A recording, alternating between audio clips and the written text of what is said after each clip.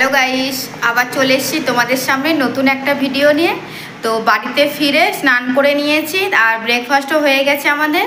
এখন রান্না বান্না করব, বাজারও চলে এসছে। আর আজকে কিন্তু জামাই ষষ্ঠী, ঠিক আছে? তো তোমরা কিন্তু জামাই ষষ্ঠীর ব্লগ দেখছো, আর আমরা কিন্তু আজকে জামাই ষষ্ঠীতে যাচ্ছি না, ঠিক আছে? কারণ মা বলেনি। এটা হলো 2 বছর হয়েছে যে ওই বাড়িতে জামাই ষষ্ঠীতে আমরা যাইনি। তো যাই হোক, বর তো সমস্ত বাজার নিয়ে চলে এসছে। আর এখন রান্না বান্না করব। আর কি রান্না বান্না করব, কিছু স্পেশাল হবে রান্না বান্না, যেহেতু যাওয়ার নেই ওই বাড়িতে, তো বাড়িতেই থাকবো। কিছু স্পেশাল রান্না বান্না হবে, সেই সমস্ত তোমরা পাচ্ছ। তো তার আগে তোমাদেরকে একটু ব্যাক ক্যামেরা করে দেখিয়ে দিই। আমার তো বাজার চলে এসছে, প্লাস আমার হাজব্যান্ড হচ্ছে কিছু রান্নার আমার মানে একটু হেল্প করে দিচ্ছে। তো চলো তোমরা একটু দেখো আর সঙ্গে থাকো। আশা করছি আজকের ভিডিওটা তোমাদের ভালো লাগবে। তো এদিকে দেখো, আমার হাজব্যান্ড হচ্ছে আমাকে একটু হেল্প করে দিচ্ছে, মানে ওই যে আদা রসুন ছাড়িয়ে এইটা মানে রেডি করে দিচ্ছে আর কি। একটু বেরোবে এখন, তাও এই কাজগুলো করে দিয়ে তারপরে বেরোবে। তো আমি বললাম ছেড়ে দাও, বেরিয়ে পড়ো। আর এই বাজারগুলো এখন আনা হয়েছে, লিচু আছে আর আম আছে। আম, লিচু, কলা, এই ফলগুলো আনা হলো। আর যে সমস্ত আজকে যেহেতু রান্নাবান্না হবে খাসির মাংস, তো সেইটা আনা হয়েছে। তো আদা রসুনটাই জাস্ট ছাড়িয়ে দিচ্ছে আর কি। তো এদিকে দেখো বেসিনের উপরে রাখা আছে কিন্তু মাংসটা। তো খাসির মাংস আনা হয়েছে, আজকের খাসির মাংস হবে। আর এদিকে দেখো মানে মিষ্টি নিয়ে আসা হয়েছে। এটা হচ্ছে সাদা যে রসগোল্লা সেটা আছে, আর হলুদ যেটা আছে ওটাকে কী বলে আমি ঠিক জানি না, আমরা তো মনে থাকে না। তো যাই হোক, আর এদিকে দেখো ফ্যানটা আছে, আর একটা হচ্ছে লিমকা নিয়ে এসছে। তো 2টো বোতল নিয়ে আসলো, যার যেটা ভালো লাগবে সে সেইটা খাবে। 2 রকম মিষ্টি নিয়ে আসা হয়েছে, আর 2টো বোতল ঠান্ডা নিয়ে আসা হয়েছে। জামও আনা হয়েছে, জামটা হচ্ছে ফ্রিজে রাখা আছে, ওটা দেখানো হলো না, ভুলে গেছি ওটা। তো যাই হোক, এদিকে দেখো কিন্তু আমি মাংসটা পুরো ধুয়ে একদম রেডি করে রেখে দিয়েছি। ধুয়ে নিলাম সাথে সাথে, বেশিক্ষণ আর ওই প্লাস্টিকের মধ্যে রাখলাম না। তো ধুয়ে সব কিছু আমি এদিকে গুছিয়ে নিয়েছি। আর এদিকে দেখো আমার সবজি সমস্ত কিছু কাটা হয়ে গেছে। কি রান্না করব, মাটন করব আর হচ্ছে উচ্ছে ভাজা করব। এই যে উচ্ছে ভাজার আলু কাটা হয়ে গেছে, আর এখানে কিন্তু একটু পেঁপে কেটেছি, ঠিক আছে? এই পেঁপেটা হচ্ছে খাসির মাংসের মধ্যে দেব। তো মাংসের মধ্যে পেঁপে দিলে ভালো লাগে। তো যারা যারা জানো না একবার দিয়ে দেখো, ভালো লাগবে। তো যাই হোক, এদিকে মশলার মানে সমস্ত কিছু হয়ে গেছে, সবজি আর মশলাটাও এই যে এখানে, এটাও দেখিয়ে দিই। তো এদিকে দেখো মশলাও পুরো রেডি। তো এগুলো হচ্ছে হাজব্যান্ড রেডি করে দিল, আর আমি মাংসটা ধুয়ে নিয়েছি। তো এখন আমি রান্নাটা বসাবো। আর আমার ছেলে যেহেতু এই খাসির মাংস খায় না, তো ওর জন্য অন্য কিছু বানাবো। তো যাই হোক, দেখি কী রান্নাবান্না করি। আমাদের জন্য তো খাসির মাংস করছি, কিন্তু ছেলের জন্য এখন কি করব সেটা দেখছি পরে। আর সকালে কিন্তু আমরা কিন্তু ব্রেকফাস্টে কিছু বানাইনি, জানো তো, একটু মুড়ি খাওয়া হয়েছে আজকে সকালে।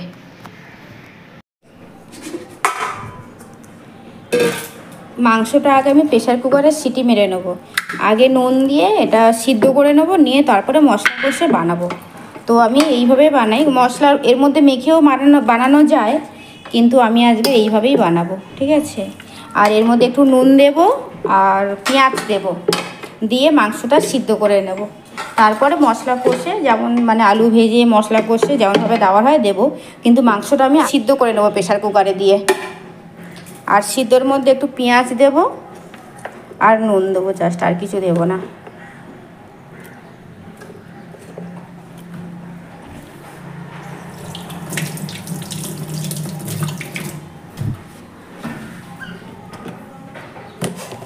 হলুদ কিন্তু আমি এখন দেবো না, আমি হলুদ হচ্ছে কষার সময় দেবো মশলার মধ্যে। 1 চামচ একটু নুন দিয়ে দিলাম।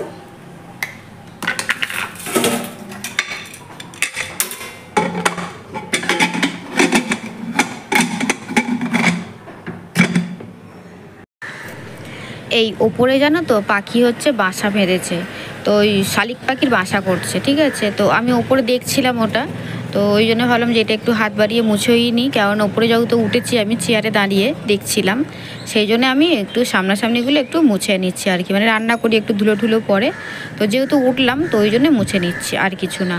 আর উপরে শালিক পাখি বাসা বেঁধেছে, জানি না শালিক পাখি বাসা বাঁধলে ভালো কি খারাপ, এদিকে দেখলে তো তোমাদের কিন্তু দেখিয়ে দিলাম। এই যে হচ্ছে কিচেনের জানলাটা, তো এখান থেকে ঢোকে বেরোয়, আর ডাইনিংয়েও একটা জানলা আছে সেখান থেকেও মানে ঢোকে এরা। যাই হোক, শালিক পাখিটা বাসাটা বাঁধছে, আমি তো জানি না এটা ভালো না খারাপ, তো বানাচ্ছে যখন বানাক, যতক্ষণ না আমি জানতে পারছি এদের তাড়াবো না। তারপর এদিকে চলে আসলাম রান্না করব, আর বাসনগুলো এদিক ওদিক পড়ে আছে, মাজা বাসন, তো সেগুলো আমি একটু গুছিয়ে গেছিয়ে নিচ্ছি। গ্লাসগুলো উপরে থাকে, কাঁচের গ্লাসগুলো, তো এই উপরের সেটটায় যে কী কী রাখি এখনও সেগুলো তোমাদের তো দেখানো হয়নি, এগুলো তোমরা অন্য কোনো ব্লগে একদিন দিয়ে দেবো। তো যাই হোক, এগুলো গুছিয়ে গেছিয়ে নিই, তারপরে একটু স্ল্যাবটা মুছে নিলাম। আর মাংসর আলুটা যে কাটা হয়েছিল, মাংসর আলুটা কেটে জলে ভেজানো আছে, ওটা ধোয়া হয়নি, তো আমি এটা ধুয়ে নেব। আর হাজব্যান্ড হচ্ছে বেরিয়ে গেছে, যে কাজ ছিল বললাম বেরোবে, তো বেরিয়ে গেছে, ততক্ষণ আমি রান্নাটা করে নিই।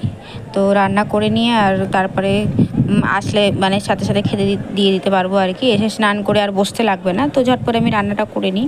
আর আজকে জামাই ষষ্ঠী গেলাম না ওই বাড়ি, তো অসুবিধা নেই, আর কি করা যাবে, মা যদি না বলে। ভাত হয়ে গেছে, এখন আমার ভাতের ফ্যান ঝাড়বো। আর এদিকে দেখো উচ্ছে আলু ভাজাটাও আমার হয়ে গেছে। মাংসটা যে প্রেশার কুকারে আমি সিদ্ধ বসিয়েছিলাম, মাংসটা আমার সিদ্ধ হয়ে গেছে, উচ্ছে আলু ভাজা হয়ে গেছে, আর ভাতও হয়ে গেছে। এবার আমি মশলাগুলো কষে তারপরে মাংসটা ওর মধ্যে দেব। আর খাসির মাংস আমি দুইভাবেই বানাই, যেমন সবাই রান্না করে, ওই গামলার মধ্যে যে মাংসগুলো ধোয়ার পরে তারপরে যে সমস্ত মশলা, আদা রসুন পেস্ট যা যা দেওয়া, তারপরে নুন হলুদ মেখে নিয়ে যেভাবে কষে রান্না করে ওইভাবে তো করি আমি। আর এই একটা পদ্ধতি দিয়ে আমি বানাই, এটা হচ্ছে আগে সিদ্ধ করে নিয়ে তারপরে তেলের মধ্যে মশলা যা দেওয়ার মানে সব কিছু মশলাগুলো ভালো করে ভাজা ভাজা হয়ে যায়, তারপর আবার মাংসটা দিয়ে কষি। আবার অনেক সময় গামলার মধ্যেও মাংস আমি মশলাগুলো সমস্ত কিছু মাখিয়ে নিয়ে একেবারে তেলের মধ্যে ছেড়ে দিই। আর আজকের কিন্তু আমি মাংসটা সিদ্ধ করে নিয়ে বানাচ্ছি। আর আজকে কিন্তু মাংস অনেকটাই আনা হয়েছে, ওই বাড়িতে যাব না তাও অনেকটাই নিয়ে এসছে, আমরা 2-3 জন খাবো, ছেলে তো খায় না। 1 কেজি মাংস আনা হয়েছে, তো এবার আর এইভাবে করলে না আমার বেশি ভালো লাগে। তো আর এবারে অনেক দিন পরেই খাসির মাংসটা মানে আনা হয়েছে, সবসময় তো মানে আনা হয় না, প্রতি রবিবার করে আগে খেতাম খাসির মাংস, যখন থেকে আমার ছেলে খায় না, আর আমার ছেলে ঘরে থাকে তো মানে গ্যাসটা যে গন্ধটা বেরোয় না ও একদম নিতে পারে না। তো আমি যে খাসির মাংসটা রান্না করি অনেক অসুবিধা করে ওকে দরজা বন্ধ রেখে তারপরে আমি রান্নাটা করতে হয়, ও তো খায় না আর গন্ধটাও নিতে পারে না, ওর গা গুলায় বমি আসে, বমি করে দেয়, এরকম একটা ব্যাপার আছে।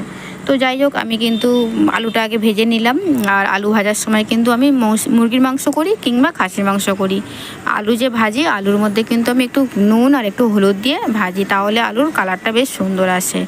আর তেলের মধ্যে আগে আমি গরম মশলা দিলাম, কিন্তু গোটা গরম মশলা, এলাচ, দালচিনি আর লবঙ্গ, আর শুকনো লঙ্কা তেজপাতাও দেওয়া যায়, আমার শুকনো লঙ্কাটা ছিল না বলে শুধু আমি তেজপাতাটা দিলাম। তো এইগুলো দেওয়া হয়ে গেছে, তারপরে একটু ভাজা হয়ে গেল যখন, তখন কিন্তু আমি মশলাটা দিয়ে দিলাম।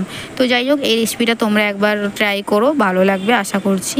এর আগে আমি এরকম অনেকবার করেছি, আর এই রান্নাটা কিন্তু আমার মায়ের থেকে আমি শিখেছি, আমার মাই এটা মানে বানাতো আর কি, তো ওই জন্য মায়ের থেকে এই রেসিপিটা আমি শিখেছি। তো মাঝে মাঝেই বানাই, সব রকমভাবেই বানাই, 3 রকম পদ্ধতি থাকে খাসির মাংস বানানোর, তো আমি 3 রকমই মিলিয়ে রান্না করি। তো আজকে তো এই রেসিপিটা তোমাদের সঙ্গে শেয়ার করলাম, তো তোমরা একবার ট্রাই করো, ভালো লাগবে। তো এদিকে দেখলে তো আলুর কালারটা বেশ কিন্তু সুন্দর এসছে। তো তোমরা যারা যারা শুধু প্লেন আলু ভাজো তোমরাও একটু দিতে পারো হলুদ আর একটু নুন, তো দিলে কি বলো তো আলু ভাজার কালারটা বেশ সুন্দর আসে আর কি, দেখতে বেশ ভালো লাগে।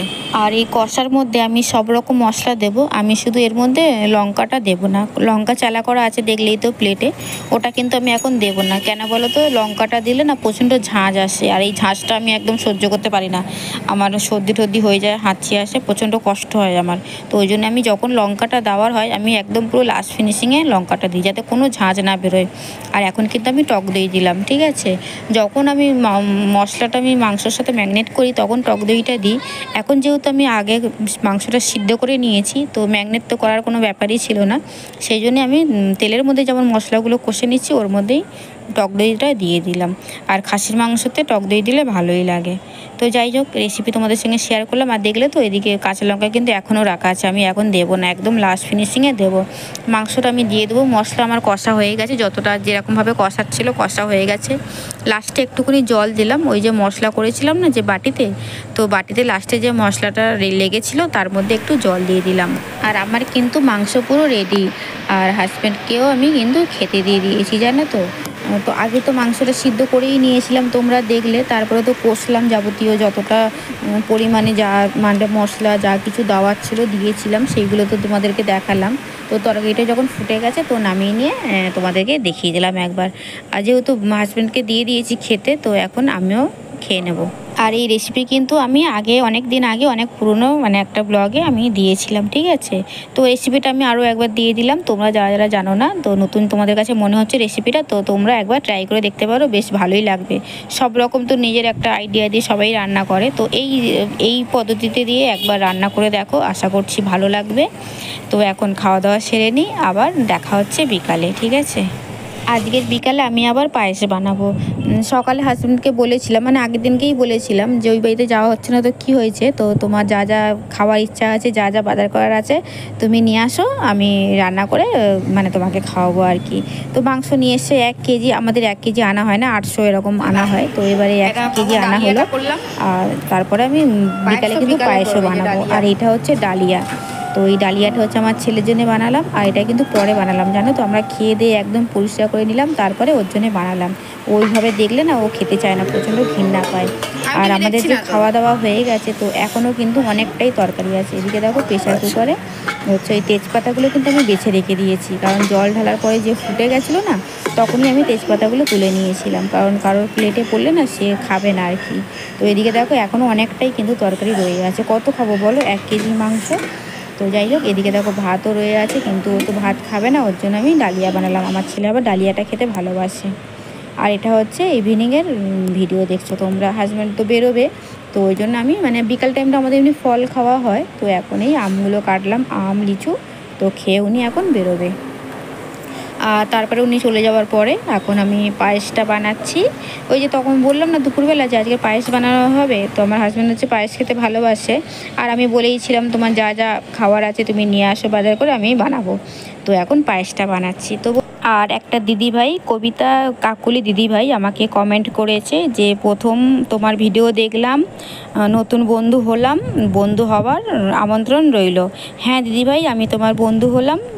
আর অনেক ধন্যবাদ যে তুমি আমার ভিডিও দেখলে, আমার পরিবার এসছো, তো তোমাকে অসংখ্য ধন্যবাদ। বন্ধুরা, ভিডিওটা কিন্তু আমি আর বাড়াচ্ছি না, তো এখানেই ভিডিও আমার এন্ড করব। তো চলো, সবাইকে টাটা অ্যান্ড গুড নাইট। আর কেমন লাগলো ভিডিওটা কমেন্টে অবশ্যই জানিও।